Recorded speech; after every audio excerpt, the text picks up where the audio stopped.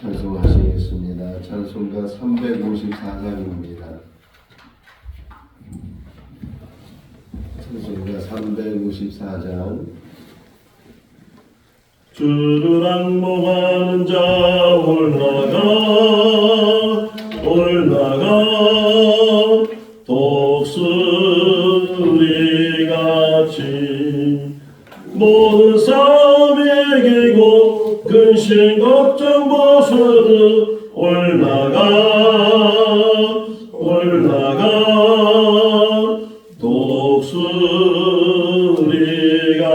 독수리같이 저항노하는 자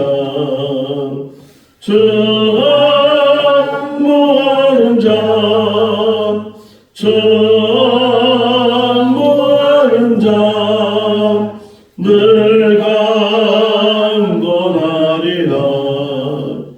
주를 안목하는 자 걸어가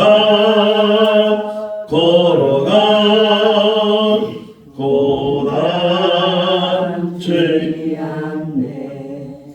길을 잃으면 때를 두루 찾아다니며 걸어가 고단치 않네. 저항노하는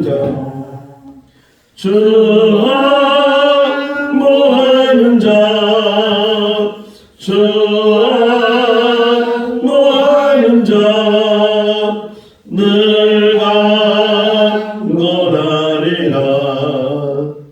주를 악몽하는 자 달려가 피곤치 않네. 전선모를 향하여 연료가 없도록 달려가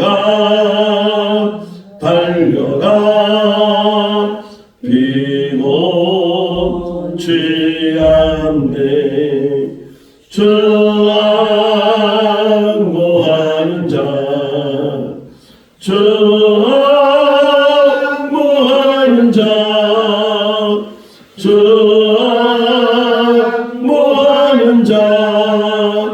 늘 강건하리라. 주를 안목하는 자 올라가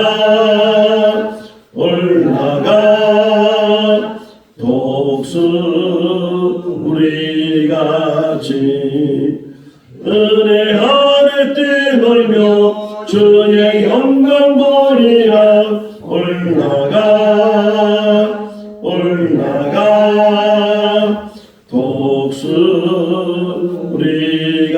독수리같이 저항노하는 자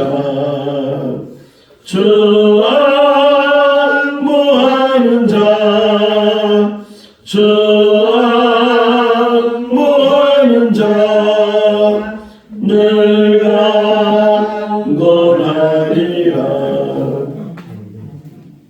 고린도전서 15장 1절에서 11절 말씀입니다. 고린도전서 15장 1절에서 11절 말씀. 형제들아, 내가 너희에게 전한 복음을 너희에게 알게 하노니 이는 너희가 받은 것이요 또 그 가운데 선 것이라. 너는 마음으로 내가 전하는 그 말을 굳게 지키고 헛되이 믿지 아니하였으면 그로 말미암아 구원을 받으라. 내가 받은 것을 먼저 너희에게 전하였노니 이는 성경대로 그리스도께서 우리 죄를 위하여 죽으시고 장사되는 바 되셨다가 성령으로 살만에 다시 살아나사 게바에게 보이시고 후에 12 제자에게와 그 후에 500여 형제에게 이치에 보이셨나니 그 중에 지금까지 대다수는 살아있고 어떤 사람은 잠들었으며 그 후에 야고보에게 보이셨으며 그 후에 모든 사도에게와 맨 나중에 완성되지 못하여 난 자 같은 내게로 보이셨느니라. 나는 사도 중에 가장 작은 자라. 나는 하나님의 교회를 박해하였으므로 사도라 칭함 받기를 감당하지 못할 자니라. 그러나 내가 하게 된 것은 하나님의 은혜로 된 것이니 내게 주신 그의 은혜가 헛되지 아니하여 내가 모든 사도보다 더 많이 수고하였으나 내가 한 것이 아니요 오직 나와 함께 하신 하나님의 은혜로라. 같이요.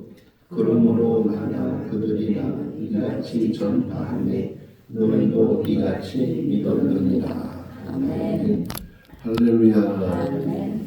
사도 요한이 요한복음을 썼는데 그 사도 요한이 요한복음을 쓰기 전에 벌써 복음서가 있었죠. 마가복음, 마태복음, 누가복음, 또 그 외에도 다른 복음서들이 있었는데 왜 굳이 사도 요한이 다시 복음서를 썼을까? 이거를 또 오늘 새벽에 일어나서 묵상을 했어요. 그냥 복음서가 아닌 다른 복음을 전하기 위해서 썼다기보다는 원래 있는 복음, 그 복음서 안에 더 첨가시키고 더 강조하고 그러기 위해서 이 요한복음이라는 또 다른 복음서를 하나 쓰게 됐는데 복음서마다 다 특징이 있다고 말하잖아요. 요한복음에도 특징을 가지고 있는데 그 중심이 뭐냐? 부활이에요. 부활. 예수 그리스도의 부활. 요한복음 11장에 보게 되면 나사로 사건이 기록되어 있어요. 나사로가 병들었을 때 그 집안에서 사람들을 보내서 예수님께 오라고. 근데 예수님이 가지 않으셨는데 결국은 나사로가 죽었고 4일이 지난 다음에 예수님이 그 베다니 나사로 죽은 곳에 찾아가셔서 또 이제 무덤에 가기 전에 마르다를 만났을 때 그 마르다에게 향하여 말씀하시기를 나는 부활이요 생명이니 나를 믿는 자는 죽어도 살겠고 살아서 믿는 자는 영원히 죽지 아니하리라. 내가 이것을 믿느냐 이렇게 마르다에게 물으시는 그러한 이야기를 통해서 예수님이 누구신가? 나는 부활이다. 또 요한복음 14장에 보면 예수님께서 이제 본인에게 주어진 사명을 다 감당할 때가 와서 이제 곧 내가 너희를 떠나게 될 텐데 그런데 너희들은 염려하지 말고 걱정하지 말고 두려워하지 말라.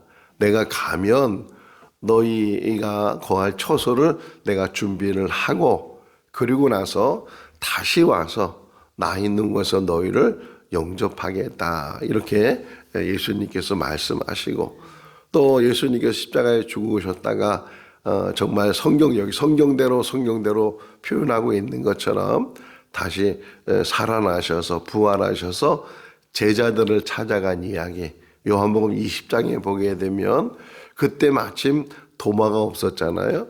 도마는 자기가 봐야 믿겠다고 자기가 그 손가락의 못자국을 만져보고 옆구리의 창짝을 만져보고 확인해야 믿겠다고 그렇게 말한 도마에게 또 예수님이 다시 나타나셔서 그에게 보여주시고 만져보라고 이렇게 말씀하시면서 그러면서 아주 중요한 말을 도마에게 하죠. 너는 본 거로 믿느냐?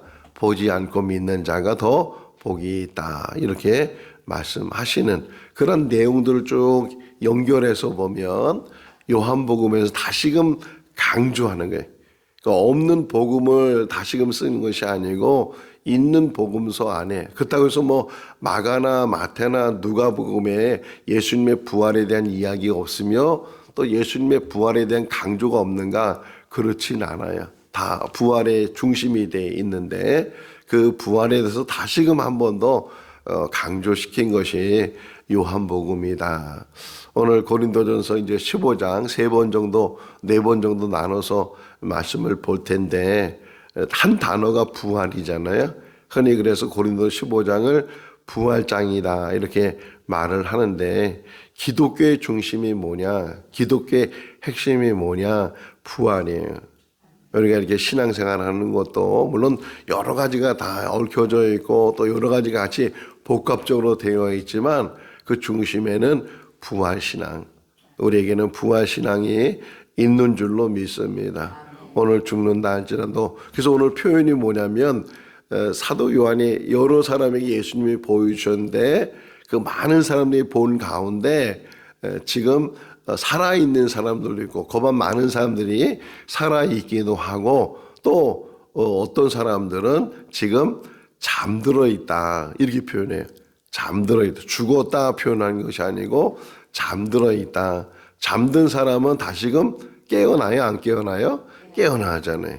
깨어나는 것처럼 잠자던 사람이 다시금은 눈을 떠서 깨어나는 것처럼 그 사람들은 죽은 것이 아니고 잠자는 사람과 같다. 계속 그 얘기가 나와요.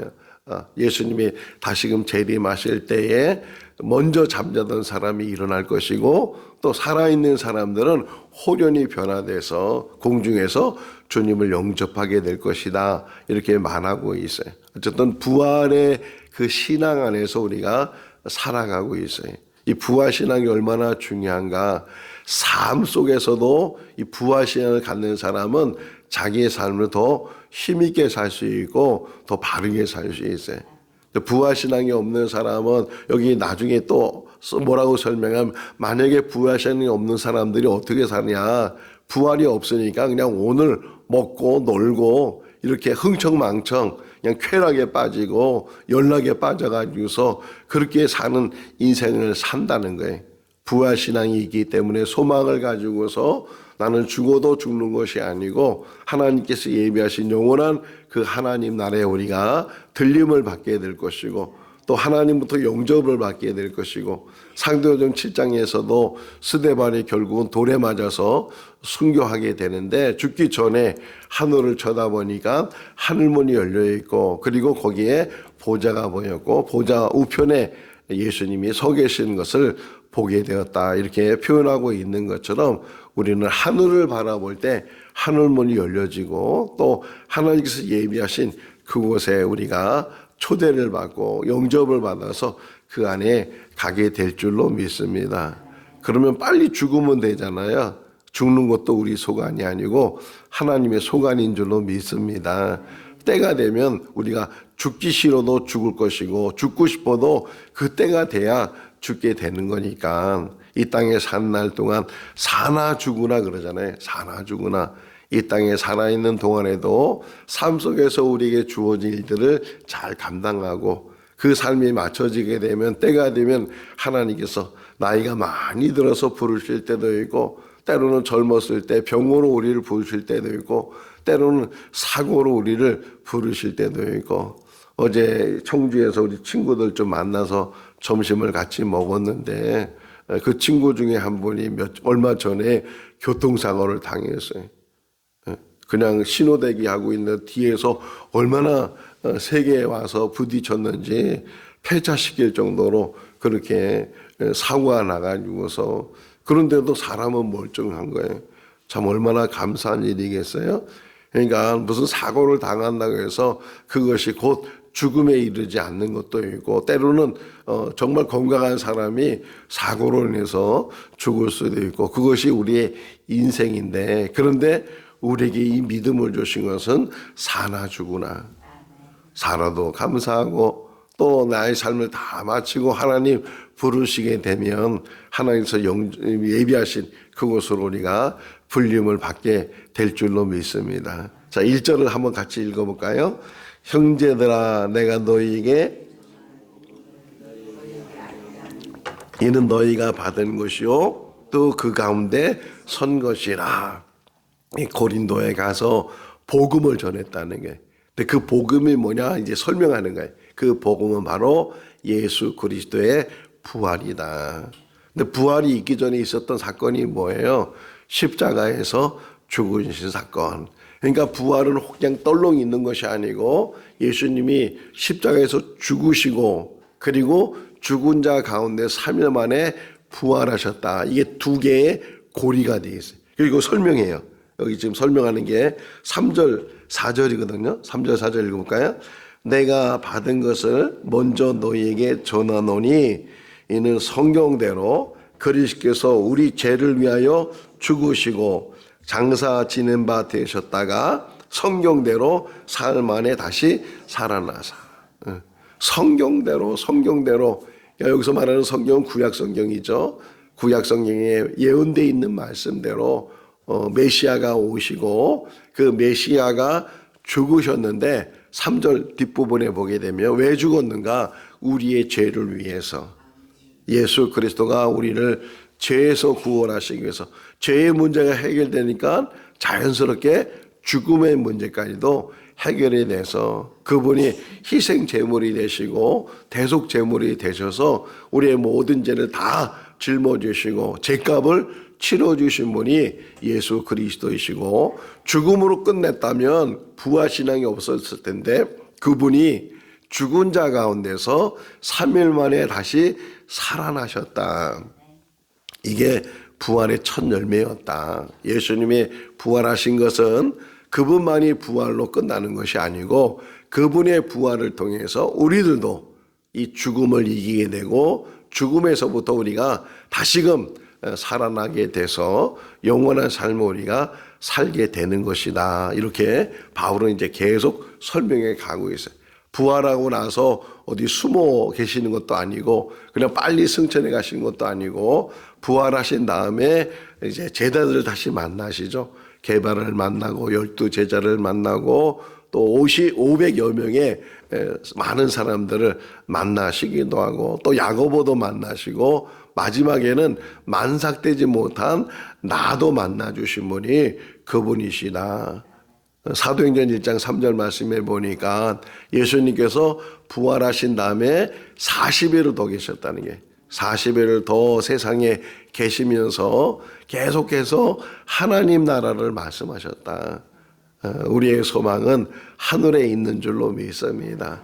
이 땅에서도 충실하게 열심히 바르게 잘 살아야 되지만 이 땅에 사는 삶으로 끝나는 것이 아니고 이제 때가 되면 하나님께서 우리를 부르셔서 하나님이 예비하신 그 부활에 함께 동참하게 되고 영원한 삶을 살게 될 것이다. 저희 딸이 지금 이제 임신 중에 있잖아요. 그 태중에 있는 아이가 이 세상을 알까요? 모를까요? 이 세상을 모르잖아요. 이 세상을 모르고 그 안에서 생명이 있어서 그 안에서 계속 자라고 있는데, 근데 때가 되면 이제 그 아이가 출산을 하게 되고 세상에 나오게 돼서 이제 어릴 때도 잘 모르지만 성장해 보니까 내가 세상에 태어났구나, 내가 세상에서 살고 있구나. 참 신비스러워요. 어떻게 이 뱃속에서 10달 동안 거기서 숨을 쉬고 있는지.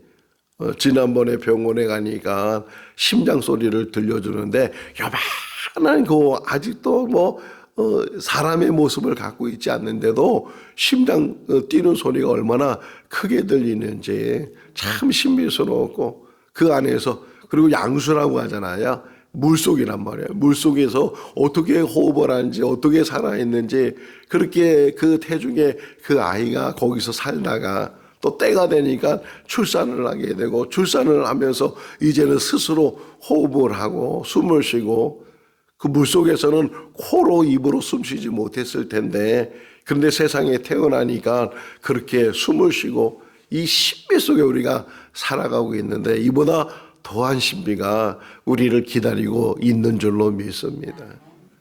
이 믿음이 흔들리면요 다 무너져요.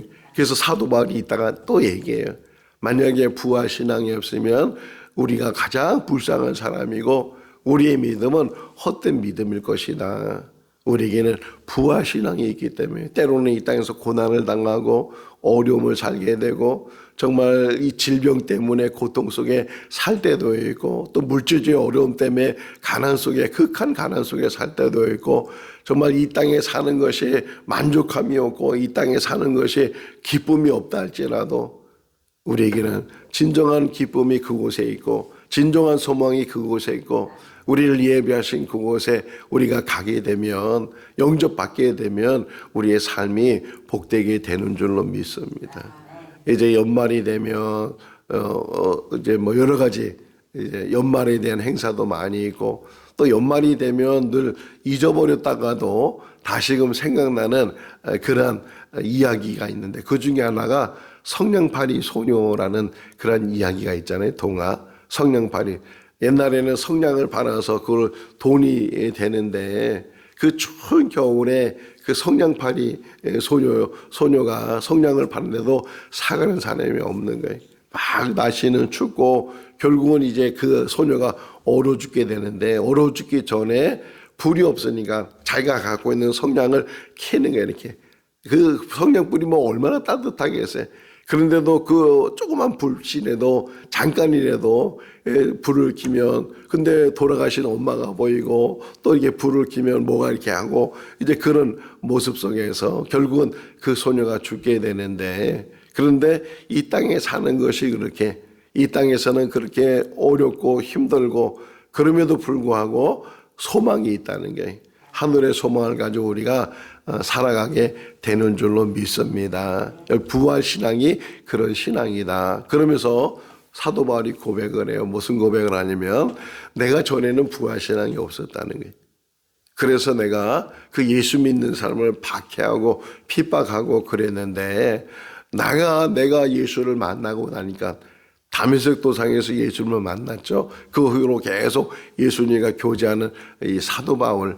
그러면서 내가 주님을 만난 그 주님을 전하는 것이 이제는 내가 하나님의 은혜 가운데서 나는 사도 중에 가장 작은 자고 그리고 사도라고 칭을 받는 것도 너무 부끄러운 자다.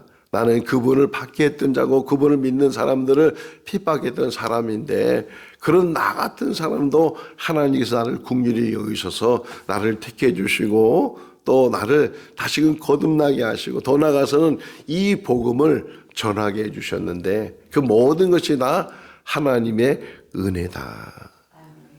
우리가 부활 신앙을 갖게 된 것, 또 부활해서 이제 영원한 하나님 나라에 들어가게 된 것 아무 공로 없잖아요. 아무리 선한 일을 해도 그것 때문에 구원받는 게 아니고 아무리 기도 생활 많이 하고 아무리 신앙생활 잘하고 그것 때문에 우리가 부활되는 것이 아니고 오직 예수 그리스도의 대속의 은혜고 하나님의 은혜다. 10절 한번 같이 읽어볼까요? 그러나 내가 나 된 것은 하나님의 은혜로 된 것이니 내가 모든 사도보다 더 많이 수고하였으나 내가 한 것이 아니요 오직 나와 함께 하신 하나님의 은혜로다. 할렐루야. 우리가 이 땅에 산 동안 끝까지 우리가 붙들고 살아야 되는 것은 하나님의 은혜예요. 하나님의 은혜 가운데 감사하고 하나님의 은혜 가운데 섬길 수 있는 것이고 봉사하는 것이고 나눌 수 있는 것이고 늘 우리의 삶이 하나님이 나의 나 된 것은 그 모든 것이 하나님의 은혜다. 그 은혜로 사는 그러한 삶이 복된 삶이 되는 것이고 또 그 은혜를 깨닫는 사람은 은혜를 받은 사람은 뭐 한다 그래요? 은혜를 갚는다 그러잖아요. 그러니까 이 땅에 사는 삶의 목적이 뭐냐?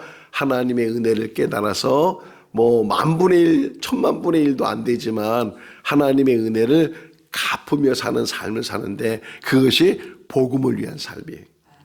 이 땅에 사는 날 동안 복음을 위한 삶을 살아야 되고 뭐 우리가 뭐 대단한 어떤 전도의 능력이 있어서 수백 명, 수천 명을 하나님께 돌아오게 한다면 참 좋은 일이겠지만 혹이나 그런 능력이 없다 할지라도 한 영혼을 위해서 우리가 잘 섬기고 한 영혼을 하나님께 돌아오게 한다면 그것이 하나님 앞에 은혜를 갚는 일인 줄로 믿습니다. 내가 누군가에 의해서 하나님을 알게 되고 하나님을 믿게 되고 하나님의 백성으로 사는 것처럼 또 누군가가 아직도 하나님을 모르는 사람들에게 내가 복음을 전하고 말로만 복음을 전하는 것이 아니고 삶을 통해서 복음을 전하고 또 그 사람도 하나님을 만나게 된다면 또 그 사람도 거듭나게 된다면 얼마나 기쁜 일이겠는가. 예수님께서 비유로 말씀하신 것 중에 하나가 잃어버린 양 한 마리 이야기가 있잖아요. 100마리 양이 있었는데 그 중에 한 마리가 길을 잃었을 때 99마리는 두고서 그 길 잃어버린 한 마리 양을 찾으러 나갔다가 그 찾아왔을 때 그 기쁨은 이루 말할 수 없다 라고 표현하고 있는 것처럼 우리가 이 땅에 사는 날 동안 한 영혼 한 영혼을 위해서 복음을 전하고 그래서 그 중에 한 사람이라도 하나님께 돌아온다면 얼마나 귀한 일인가. 아주 오래전에 40년 전에 제 친구가 책 세일을 했어요. 옛날에는 전지를 팔죠. 전지를. 근데 이게 책이 돈이 많이 남는다는 게. 한 전질만 팔면 거기에 절반 이상이 자기 수당으로 오게 된대. 근데 그 친구 하는 얘기가 지금도 생각나는데 뭐라고 얘기했냐면 예를 들면 10명을 만났어요. 10명을 만나면 그 중에 사는 사람이 한 명이 될까 말까 한다는 거예요. 다 만나는 사람마다 다 그 책을 사면 얼마나 그냥 벼락부자가 되잖아요. 근데 10명을 만나고 20명 만나고 그렇게 수십 명을 만났는데도 그냥 책 사는 사람은 한두 명이라는 거예요. 우리가 복음을 전할 때 다 들어서 거듭나게 되고 돌아오면 얼마나 좋겠어요. 그럼에도 불구하고 실망하지 않고 계속 복음을 전하다 보면 그 중에 한 사람, 제가 피켓전도 하는 이유도 그런 거거든요. 뭐 피켓전도 하면서 뭐 대단하게 어떤 전도의 열매가 맺고 그런 건 아니겠지만 제가 뭐 이렇게 하면서 한 사람이라도 돌아올 수 있다면 늘 만나는 분이 있어요. 그 시간에 늘 출근하는 분이 계시는데 처음에 벌써 1년 넘었잖아요. 1년 넘었는데 그분이 왜 이거 하냐고 그랬던 분이에요. 이거 뭐 해야 하냐고 그렇게 저한테 물었던 분인데 요즘은 뭐라 그러냐면 추워요. 이제 그렇게 얘기하고 반갑게 맞이하고 그래서 그분을 위해서 늘 기도를 해요. 정말 돌아올 수 있다면 하나님을 모르는 사람이고 교회에 대해서 전혀 관심이 없는 사람인데 계속 보고 계속 만나고 계속 이렇게 서 있으면 성령이 역사하시면 하나님이 택한 백성이라면 분명히 돌아오게 될 줄로 믿습니다. 이 땅에 산 날 동안 부활신앙을 가지고 그 부활신앙 안에서 우리 주신 사명 감당하다가 주님 부르시면 주님 그 예비하신 그 날에 들어가는 우리 모두가 다 될 수 있기를 주님의 이름으로 축원합니다. 기도하겠습니다. 사랑과 은혜가 많으신 하나님 아버지, 오늘도 새날을 주시고 또 눈을 뜨게 하시고 호흡하게 하시고 또 하나님의 말씀을 들을 수 있는 귀를 열어주신 것 감사합니다. 주님의 전에서 하루를 시작합니다. 큰 은혜인 줄로 믿습니다. 특별히 우리에게 부활신앙을 주셔서 이제는 살아도 감사하고 또 때가 돼서 하나님 부르시면 더 감사하는 우리들이 되게 하신 것 감사합니다. 늘 천국을 바라보게 하시고 영원한 하나님 날 향해서 나가는 우리의 믿음이 흔들리지 않게 하여 주시옵소서. 자로나오나 치우치지 않게 하시고 대마처럼 세상을 사랑해서 돌아가는 그러한 일이 없도록 뒤돌아서지 않도록 우리를 강건히 붙들어 주시고 늘 십자가 붙들고 천국 가는 그날까지 믿음 지켜나가시는 우리들 되게 하여 주시옵소서. 또 이 땅에 산 날 동안 주신 사명 감당하게 하여 주셔서 한 영혼이라도 하나님 앞으로 인도하는 전도자의 사명이 우리의 사명인 줄 깨닫게 하여 주시옵소서.